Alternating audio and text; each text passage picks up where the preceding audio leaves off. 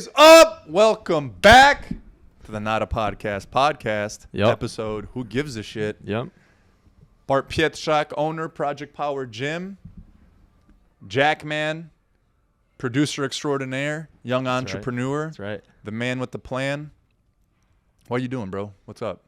I'm doing good. I'm doing great. Can I say something real quick? No. Okay, yes you can. All right. I just want to say how cool it is. Kind of a plug, but not really a plug. Like the power of a podcast or looking at them. Like, you are ahead of me. You are doing something that I want to do, which is building a community and building a business, obviously. And because I started something, now I'm sitting here with you. We're working together. And literally, I can just ping things off of you, and you can say this is how I deal with it. This is how I deal with it. Yeah. Like, people don't get access like that. If there's maybe some kid who's like, hey, can we get coffee once a shit. week? Absolutely. Like, dude, I don't have time for that. Yes. Dude, that's a big part. I actually had this exact conversation on Monday about, like, you know, the circles you run in, and you never really know where it's going to take you and who you're going to meet. And not only that, but like the further you go, the more questions you need to ask everybody that you have at the disposal to ask. Right. And that way, I paid the price for a lesson you get the benefit of.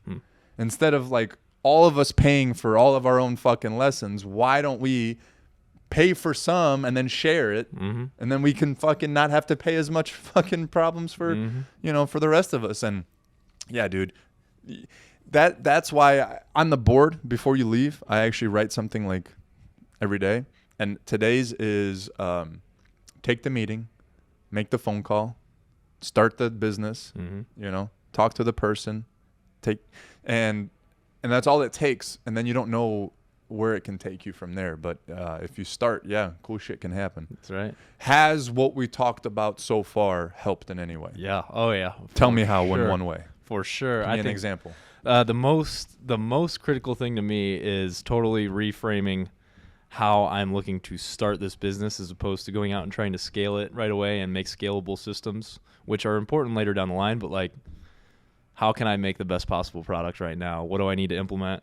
What pieces need to be in place to make the best possible product? Okay, so what were you going to do? What did we talk about? And then what are you going to do instead?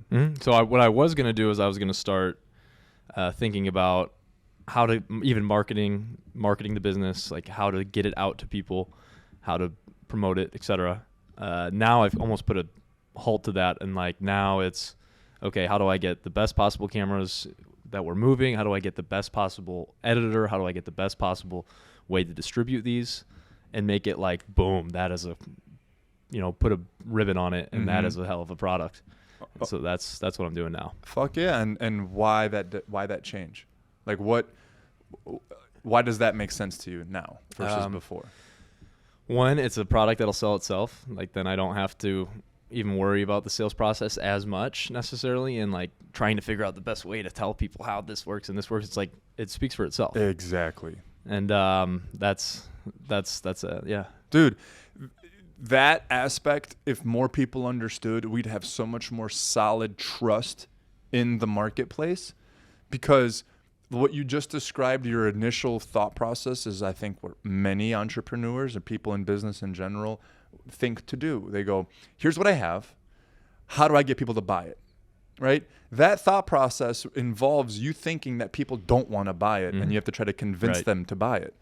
Why not make something so fucking awesome that people want to buy it? And then you don't have to sell it because people want to buy it. Right? Then you can just let people know it exists, and they themselves are like, hey, can I have one? Can I get one? Can I get one?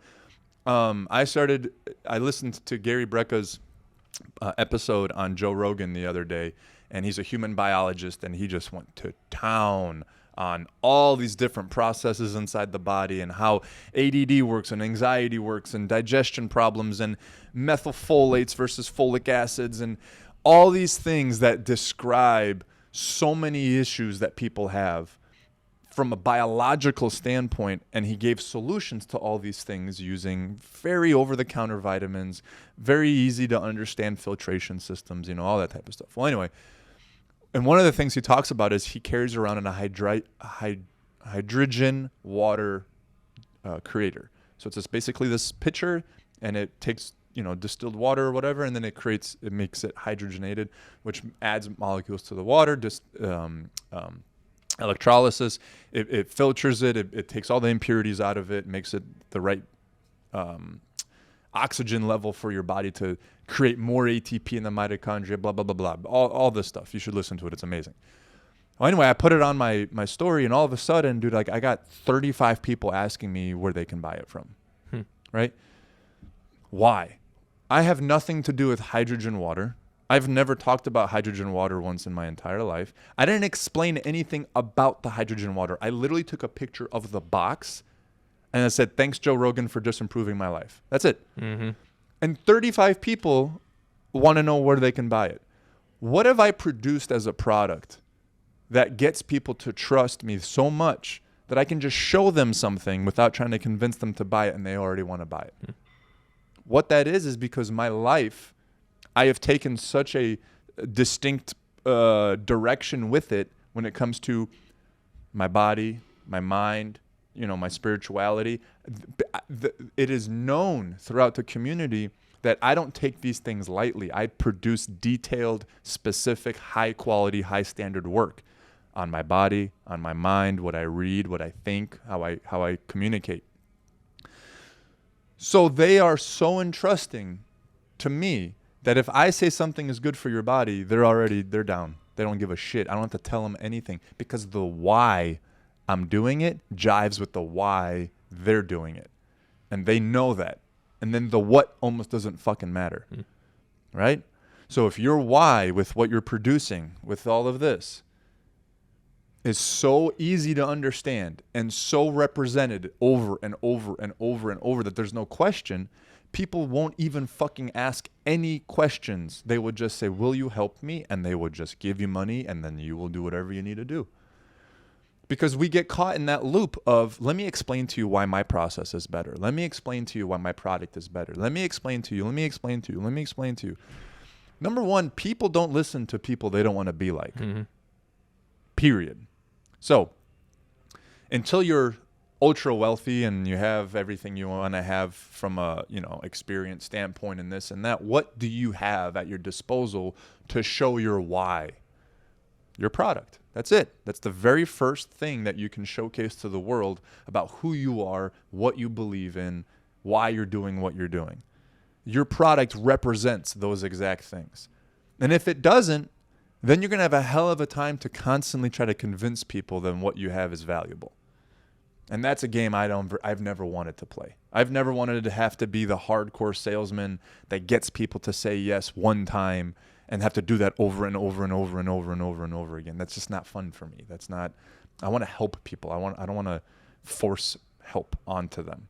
So yeah, dude, when you're looking at your episodes that you've created and your edits that you've made, like, that should pour through everything you do. And that's how you can make it more personal, more intimate. That's how you can start putting your own flavor on what it is that you're doing and get away from like the common mass produced things that are out there. A lot of the common mass produced things that are out there are done that way because they take a successful model and then they bastardize it to make it cheaper, easier to produce, quicker to reproduce, easier to market, right? So they catch the wind of the sail that's out there.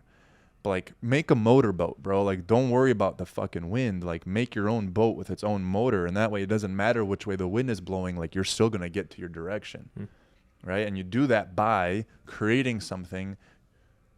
Maybe you learn off the market of what's out there, but then you instill your why you're doing it, what you care about, and your standards, and then it becomes like its own thing that will stand the test of time once the market changes. Once podcasts stop being popular. Right? What are you going to do when podcasts stop being popular? Are you going to stop doing a podcast because you're only doing it because it's popular?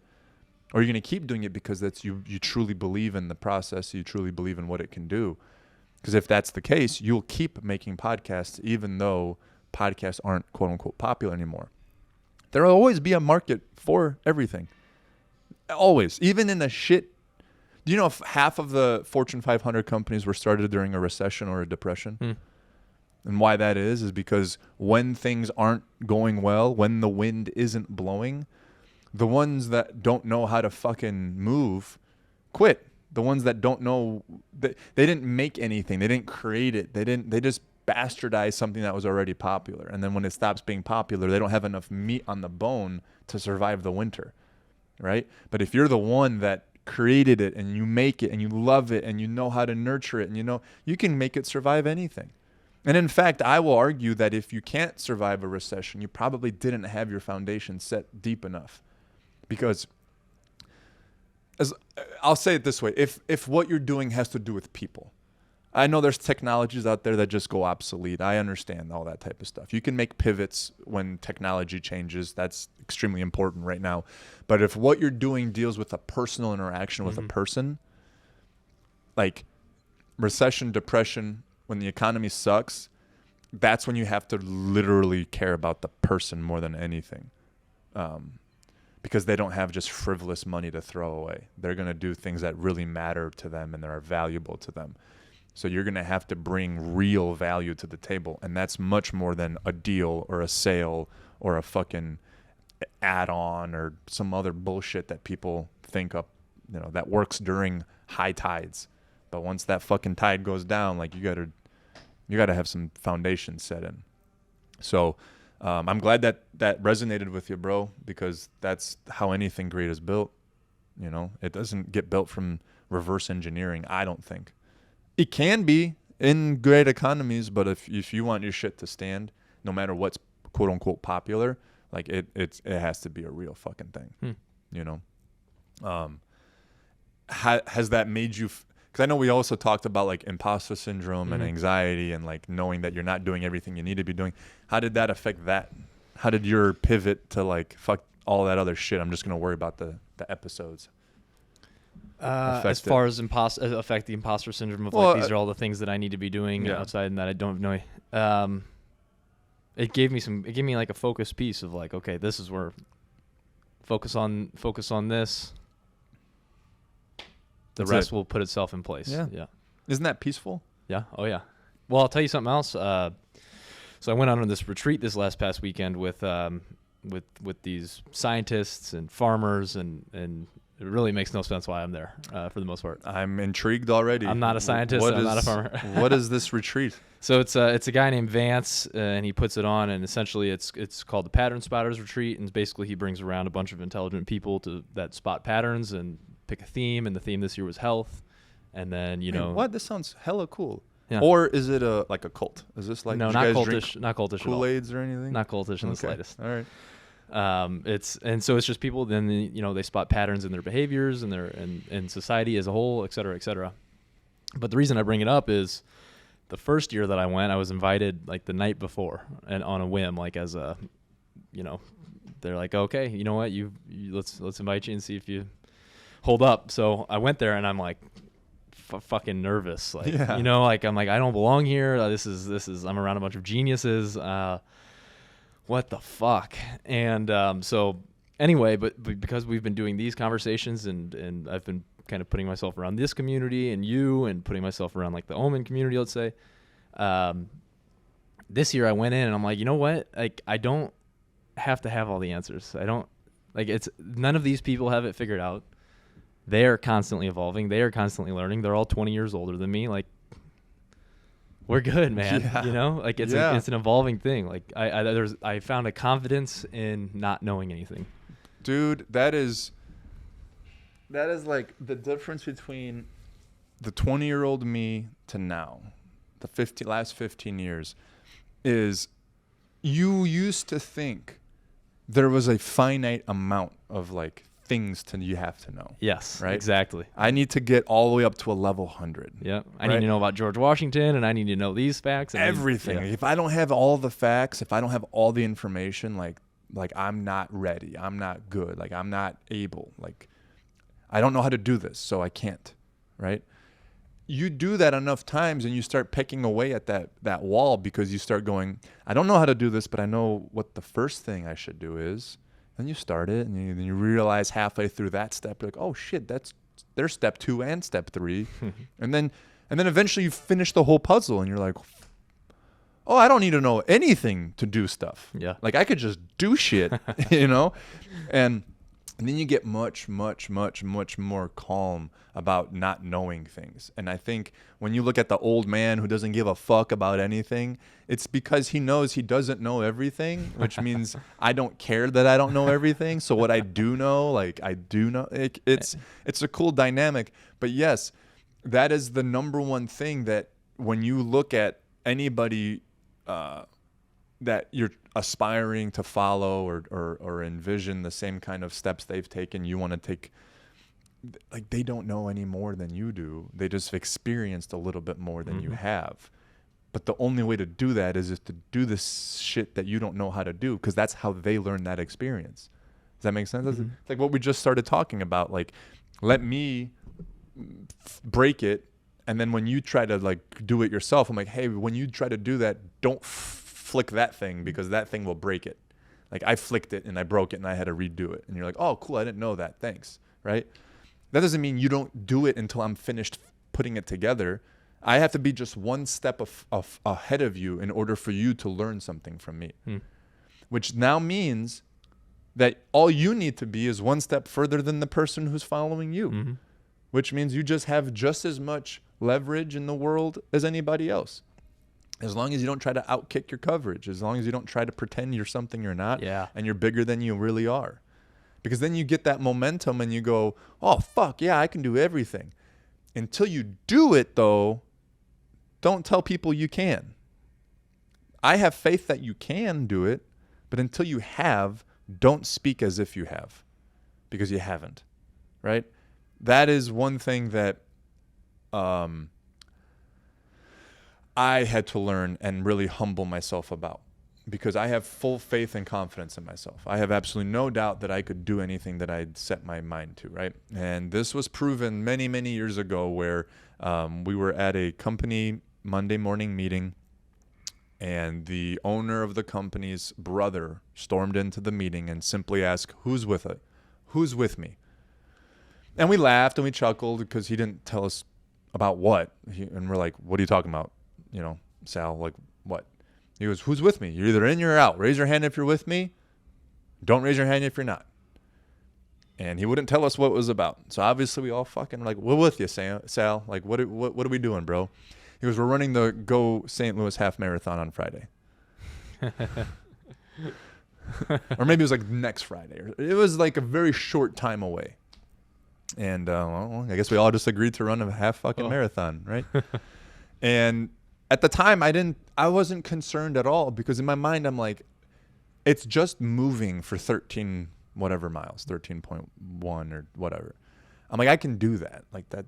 I'm not stopping. I'm not quitting. I had absolutely no concern. I didn't train one day. I didn't do anything cardiovascularly at all. At that time, I was also like 280 pounds, like big boy. I like lifting heavy and stuff like that. So finally the race day came. I fucking showed up in CrossFit shoes, like flat nanos with no cushion whatsoever. And the fucking gun went off and we started running. 6 miles in, my feet are bleeding. Oh, yeah. I am hurting. My feet, my ankles, my hips, my knees. Like, bro, I'm like, I started thinking about quitting a lot. Mile 6, mile 7. This fucking race at the time, so you would run this big loop down, cross the bridge, back up the bridge, and then through this park, and you would run to the brewery where, you know, the brewery is downtown. Yeah, sure. So on the way to the brewery, you actually see the finish line. So like it's a 2-lane road, and on this side of the road is the finish line, and on this side of the road, you're running another half of the race. So halfway through the race, you pass the finish line. I turned a corner and I saw the finish line. I'm like, fuck yeah, dude, we're done. I did this shit. This is awesome. I'm like, that wasn't so bad. And they're like, we're halfway, bro. That was 6 miles. We got another 7. And it like broke me down, dude. It broke me down. I started walking. I'm like, I'm thinking to myself, I'm like, this is literally what I thought. I thought, I know I can complete this if I really wanted to. That's a dangerous thought. But I don't really want to. What am I proving to myself? I'm gonna fuck my feet up for what? To prove myself something that I already knew? And so I just started talking like that to myself. I'm like, Bart, what are you doing this for, bro? Like, this is stupid. Just fucking stop. Get in the car. You know, if you had to, like if your mom was dying and you had to run 13 miles, like you'd run it, Bart. You know you would. And I just kept moving. And I'm like, holy shit. Like I had supreme confidence that I could finish this. And here I am, like legitimately considering quitting. So I learned the biggest lesson ever through your own philosophy and theory about yourself and what you think you're going to do under certain circumstances and situations. Put yourself in that fucking situation and watch how different you perform. And that was the first time in my life where I legitimately started putting a major emphasis on experience more than just my mindset. Because at that time, dude, like I said, I was 20-something years old. No one knew more than me. Like I had the strongest mindset ever. I could tell you every analogy and theory and life philosophy and what you should do. I gave the best advice. I had the greatest conversations. Like I could have speeches in front of hundreds and hundreds of people. Like I was the fucking shit.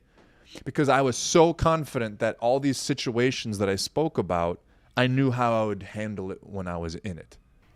So here I am, like 6 miles into this race, and I am legit contemplating fucking quitting. Mm-hmm. And it doesn't sound like quitting in your mind. Like at the time when I was considering quitting, it didn't sound like, Bart, you're not strong enough. You should stop. Like it didn't, I never said that. I never said, Bart, you know, you're a pussy. You should stop. Like I never had the thoughts that you think would creep in when hard things happen. I had legitimate reasons to stop. One of them was I was one of the last people to start, and they were literally waiting for me to get past barriers to open the fucking race back up because I was the last person on the course. No way. Yes. So imagine running by like what are those Soulard or whatever the downtown place is. There's a strip where there's just a bunch of bars. Yep, Soulard, yeah. And people are outside watching all the racers go by, and they see the group run past, and then a long time later, here I come by myself, fucking walking with my little bib and shit. It's embarrassing as fuck. So, I mean, even the guy in the van's like, "Hey man, you good?" Like there's a van that goes around the course and picks up people that want to quit. It's like there's a quit van, legit. A quit van, yeah. So well, let's say like your ankle gets twisted or something. Like so, there's just this van that runs the course, and then people that quit on mile, let's say 7, they're not gonna walk back to the start. Right. The van's gonna take them. So this dude's like, it's like out of a movie, bro. Like there's a whole bunch of like people that are working the thing. Here I trot past. Here's a van just fucking creepily just following me. Every fucking 200 yards, like, hey man, you still good? Like, you want some candy? Yeah, man. Like, you sure you don't want to quit? And I didn't quit. I crossed it. I finished the fucking race. You know, the people who are doing the full marathon are beating me, and I did half a marathon. Right? I didn't quit, but I wanted to. I wanted to so badly. And not only did I want to, I had the coolest, most dopest, most understood, most justified reasons.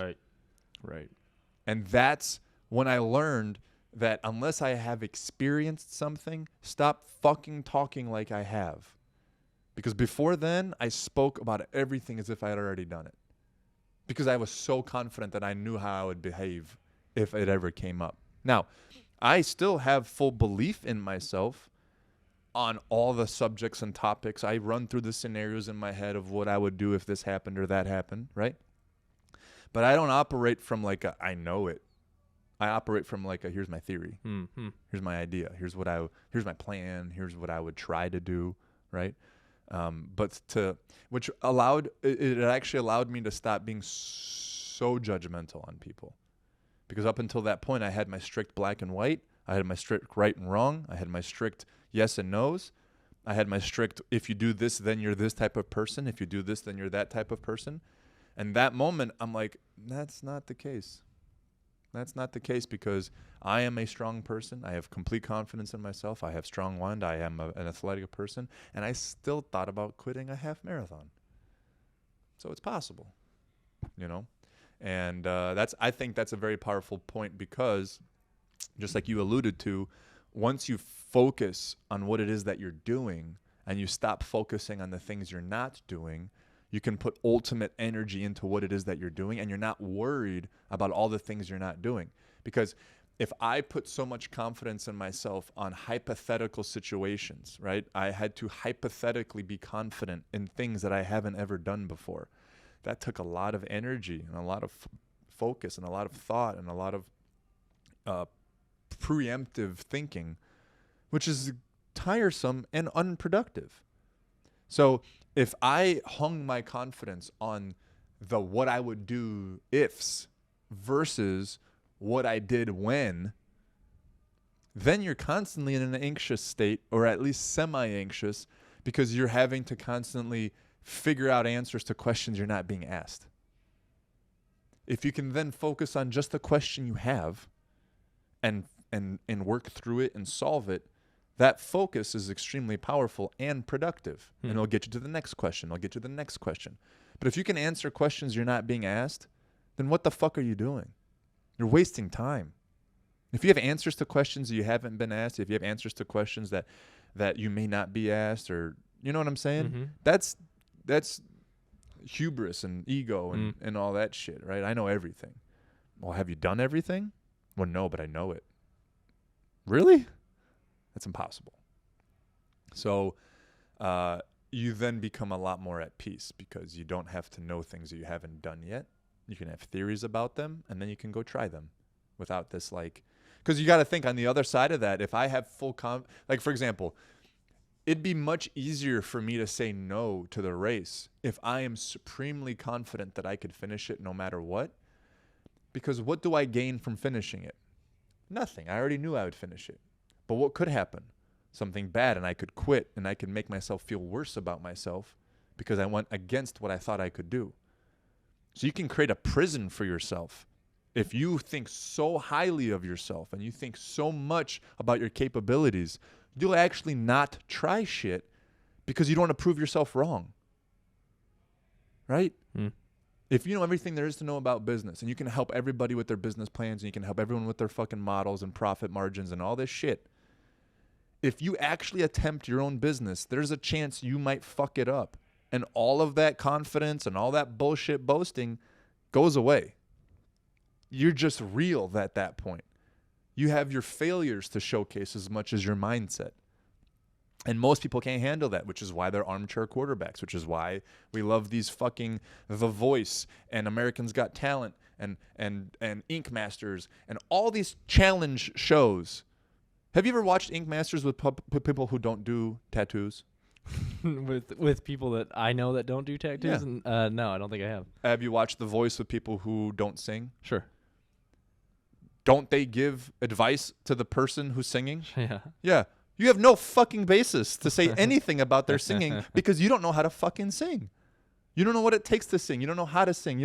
But we love it because it requires no failure on our part. We can pretend to know what we're talking about because we watched 4 episodes of The Voice, and now I know what a soprano, or I don't, falsetto, obviously, or whatever. Whatever, right? All those words and like, oh, she missed that note, you know. And okay, can I ask you something, like, to play devil's advocate here? I don't necessarily have to know how to sing to know whether this music is enjoyable to me. Is there a balance in there somewhere? Enjoyable is different than dictating what someone should do in a subject matter you know nothing about. Okay? You listening and saying, that song did not sound good to me. That's no problem. But then telling them what they should have done instead to make it sound better, you don't know because you can't produce the sound that makes you think it sounds good. Yeah. You don't know. You could take the last 7 episodes and hear what the judges said and then see the feedback and hear the changes. And you can deduce, she needs to speak, do it from the belly more than her shoulders. If she says it from her belly, then her voice will project. That's all. You don't know that, bro. You don't know. You just copy and paste. You just copy and paste it, and you're creating this false confidence in yourself about something you don't really know anything about. Does that mean that you can't speak on things that you haven't personally done? No. I'm not saying that. I'm saying you can. Yeah, go ahead. Okay. So we watch politicians, we watch The Voice, we watch sports analysts, and they say, "Oh, Tom Brady is I mean, I don't even watch sports, so some whoever football player is currently active, Tom Brady is not currently right, active. right. Okay. He needs to be doing this. He's been, this is how many blah, blah, blah, blah, blah. And then someone goes and they repeat that exact same thing to their friends. Yes, sir. And now they are just a Parrot. They're a parrot. Yeah. How do you get out of that state? Because people sometimes they don't even realize that they're parrots. Oh, dude, most people are parrots. Yeah. The thing is we're parrots. I mean, I just told you what Gary Brecka said on Joe Rogan's podcast.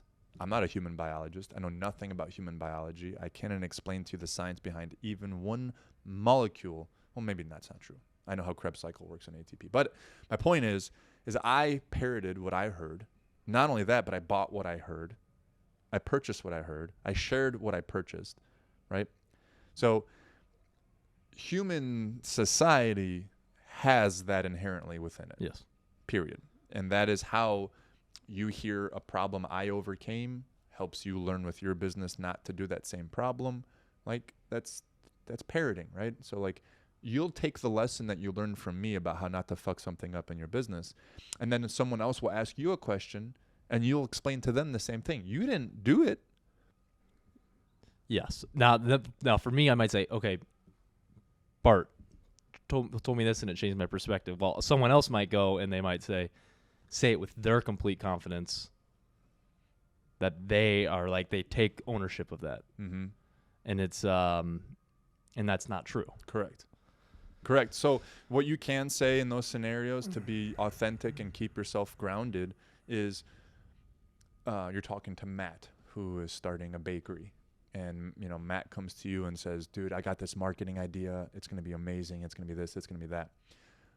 In that scenario, in order for you to stay grounded, you say, hey, Matt, believe it or not, I had that exact same idea. I had a podcast company. I have a podcast company. And my very first thing was, how do I sell more podcasts and edit and market and this and that? And he goes, and then you can tell him, I actually did a podcast episode with Bart, who owns Project Power Gym. And he actually told me to focus more on the subject, and then you can relay information that way because that's really what happened. And that takes self-awareness. That takes honesty. Right. That takes you actually trying to help that kid more than making that kid think you're awesome. Yeah. How do you get out of that? How do you get out of that trap? You actually be awesome, and then you don't have to try to get people to think you're awesome. It's the exact same thing we started talking about in the beginning of the podcast. You are your own product, right? You are your own project. You are your own decision-making bundle of human. Every decision you've ever made has made you who you are. All the world sees is all of your decisions, all of your actions, all the steps you've actually taken. If you know you haven't taken all the steps you need to take, if you know there's steps you haven't taken that you should take, if you know that you're not doing what you think you should be doing, if you know that you're not who you can be because you're making action steps the wrong direction, you're going to try to convince people of how awesome you are. You're going to use what fucking Sports Center told you about Tom Brady, and you're going to use what Bart told you about business, and you're going to internalize it as if it's your own fucking thoughts. Because you don't have any of your own experiences and you don't have any of your own thoughts to base it off of. So now this is anxiety. You are taking information from outside sources. You're reading books on books and books and books. You're listening to podcasts. You're doing all this shit, and then you're regurgitating it to the world as if you've done something. And you will feel like a fraud no matter how many thousands of people follow you. Mm-hmm. Because you are a fraud. Because you haven't done anything. Right? So your product sucks. You have great packaging, amazing marketing, incredible colors, but your product sucks. Once you open it and you actually play with it, you go, this is garbage. Mm-hmm. That's how most people operate. They don't make a product of themselves. They just try to package themselves in such a way that sells. Right? How many bullshit pieces of fucking attire are there on the Instagrams that make you look something you're not? My wife showed me a fucking corset thing that sucks in the stomach. Oh yeah. Has ass pads. Yeah. And then has this shelf to stick your boobs on. That's crazy, man. Right? There's inserts for dudes to make you 2 inches taller. Are there? How do you not think one step past Right. and go, great, you've sold yourself. This person said yes to having sex with you. And now it's time to take your clothes off. What the fuck then? Do you think you're just Keep so your shoes on. Dude, Keep your Jordans on. can you imagine? I mean, I don't get Right. It's so sad, dude. It's so fucking sad because no one is making good product. Not no one. Most people are being sold products that say, don't worry about making a good product. Buy my product, and then you can have a good product too. But it's not the case. Right? I mean, I don't know how better to explain it than that, but if you're walking around trying to sell people on how smart you are, how good looking you are, how this, how that, like it, just like we talk about this every fucking episode. Everything is nature. Everything is a yin and the yang. The more I try to explain to you how awesome I am, the more likely it is that I'm not awesome at all. The more forcefully I have to try to push something, inevitably means the less valuable I think it is. Because if I have to put that much effort into making people want it, I am assuming that people just don't want it naturally. So you have to find the balance. I can't just not market anything ever at all, right? Because there's a lot of people out there that are looking for what you have, and they just don't know you exist. And by the time they'll figure it out, it might be 20 fucking years too late. So there is a point to market. Just like everything exists, everything belongs. That comes after the product's been built. You have to have the product first. It does not fucking matter. You cannot, you can't put makeup on a pig, right? You've heard that? The old lipstick on the pig. Yeah, line, dude. yeah. Like you can't, like that's what we're doing. And sometimes quite literally, there are some disgusting ass people out there that do so much work and effort and spend so much money on beautifying themselves, and they're atrocious. But if they just did some actual self-development, some actual work on themselves, they could spend half the time and half the money and have been twice as far. And you're gonna attract when you do that. You're gonna attract the right people No around shit. you anyway. You're not, and when you're putting the makeup on and stuff, you're attracting the people that are attracted to that specifically. You got it. Yeah. Oh man, what was the quote? Don't be surprised if you're surrounded by fools, if what you spend your time doing all day is fooling everybody. And that's what's happening. I had thought of that like a long time ago. Like it was something that I just like, I realized these circles that people run in are for that reason. It's like, I wear the insoles and I wear the push-up bra and I wear the makeup and the extensions and I wear the this and that. The people that also do those things make me feel less crazy. The people that also do those things also make me feel like, my self-confidence doesn't need to be that high because since they're doing the same shit, I'm normal. So they just run in this pack of interiorly depleted, unhappy people who are externally trying to showcase the shit out of everything. And they all run together because they make each other feel okay about doing that. So one of those people says, I'm done with this. I'm going to start working on the inside of me, right? They can't relate to any of those people. So then they have to find a different circle. So what are they going to look for? They're going to look for people who are talking about ideas, concepts, theories, philosophies, self-development. There's a I'm going to butcher it. I don't know it, but it goes something like average people talk about people. Great people talk about places. I think it's great minds talk about ideas. Average minds talk about events. Small minds talk about people. Yeah. Yeah. If that's it, then Eleanor Roosevelt. Yeah. Oh, is that right? Uh-huh. I had no idea. I had no idea.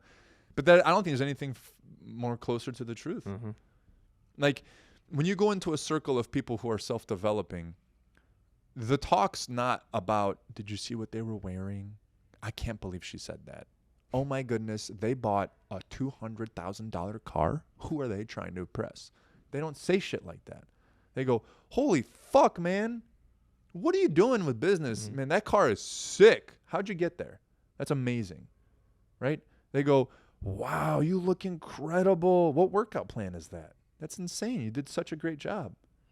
Because I am trying to improve. So when you show me improvement, I want to know how you fucking did it. I don't hate you for it. My house will not get bigger by burning your house down. Mm-hmm. When you build a twice as large house as me, I want to know how you did that shit. I want my house twice as big. What did you use? How did you get there? Let me know. I'll do the work. I'm not afraid of the work, right? That's the difference. If you're afraid of the work, you're probably going to do all that other bullshit. Mm-hmm. You're going to talk about people. You're going to bring them down. You're going to make yourself feel. But like, you heard that, right? You've heard that a million kajillion times. All of you out there have heard it too. You know, they just make themselves feel better by putting others down. Does anyone actually feel better doing that? Like, have you ever been mean to someone and felt good about it? It's one of the few things that I like just am ashamed by. Even 5 years ago, it's like disgusting to me. I can't believe I lost control. I can't believe I let them get to me. I can't believe I try to hurt them. Like, that's not like, no one feels good bringing other people down. It's just that they feel connected to other misery, I guess. So if I'm unhappy and you're happy, that reminds me of how unhappy I am. But if I can make you unhappy, then we both live in a shit world together. Because the world's shit. Because I'm unhappy. There was a fucking girl on yesterday I saw it. I don't know when it aired. I think it was a soccer player who tore her Achilles. And she went on a press conference and said some shit about her not believing in God. And that this was an example of how God doesn't exist. Because she tore her Achilles. It's pretty small. Like, holy shit, dude. How absolutely entitled, narcissistic, selfish, just small-minded. Are you kidding me? You literally think God doesn't exist because you tore your Achilles playing a sport professionally for money. Dude. And that's how people think, man. The world is bad because bad things happen to me. And they are just so unaware of the connection of concepts and how things interact and the humanity, the nature, the organisms, the homeostasis, how it all, like, they're so removed. They got their heads so far up their fucking ass, dude. And these people get looked up to. Bro, do you not think, okay, this is maybe a sidebar, but I think one of the most ridiculous things that we have going on in society right now is how much emphasis we put on what entertainers say. How the fuck are we asking actors what they think about things when we pay them to lie every fucking day? An actor is a paid liar. They are paid to literally pretend to expose emotions and thoughts that they don't actually have. And then we hang on every fucking word and thought that they have. Well, they're not in a movie right now, so he's telling the truth. They don't know what the truth is. Their job is to literally pretend. They make believe. And we fucking like make laws and there's riots and like based off of people who lie, who have no center. And I'm not saying that I hate actors. I'm not saying that you can't be a centered person as an actor. But I'm not going to ask someone who literally can pretend to feel something that they don't actually feel and then believe it wholeheartedly no matter what. Like, isn't that crazy? Am I crazy to think this? And we trust them because they entertain us? Yeah. Because they have a whole fuckload of money? Because other people like them or know them. We don't know them. Yeah. You can't know them. Oh man, sometimes people who make fan pages for celebrities, I think that is so sad. Like, it's just really sad. You can't know them. Yeah. Even if you hang out with them every day, they could be just acting. Yeah. Like, isn't that one of the biggest like anxieties that you have when you have a group of friends or you just met a new girl or everybody acts Mm-hmm. in the beginning. Everybody for the first 6 months behaves how they feel they should behave in order to manipulate the situation to their best interest. Maybe they had 4 really bad interactions with people and they've gotten some feedback and they're trying to be a better person, right? After the first 6 months, essentially all that shit goes away because you get tired of acting and then you go back to your original problem personalities. These people don't do that. They can literally act for months, bro. Yeah. It's just one of those things that I always think about. Like, I got nothing against actors. There's a shit ton of people out there that are in that profession that are absolutely incredible humans, and I know this for a fact. But just how much emphasis we place on these little videos that we see or something. I'm just like, I don't get it. They're not under oath. They can say whatever the fuck they want. Like that Will Smith slap against what's his face or some shit. Remember that? Chris Rock, yeah. Yeah, the Chris Rock thing, and everyone's like talking about that. Like how fucking like, dude, it's at a award show about lying for money. It's acting, and you're like, oh my god, no, you think it was real? No, it's not fucking real. Have you ever tried going up in public and slapping somebody? Let alone an award show that has security up the fucking ass everywhere? Like, come on, dude. It's all just distractions, and we need to wake the fuck up. And people are talking about people, and ideas and concepts are how we propel ourselves forward, and ultimately society forward. Because right now, the emphasis is on places and people, and it's not on concepts at all. You know what I'm saying? But the only way we change that, and the only thing that we can do about it is we start these conversations small, and we gather bigger groups of people who keep talking about concepts and ideas, and we just keep that hold until we become the majority versus the minority, and then the whole thing changes. So Andy talks about this. Andy Frisella talks about this on his podcast.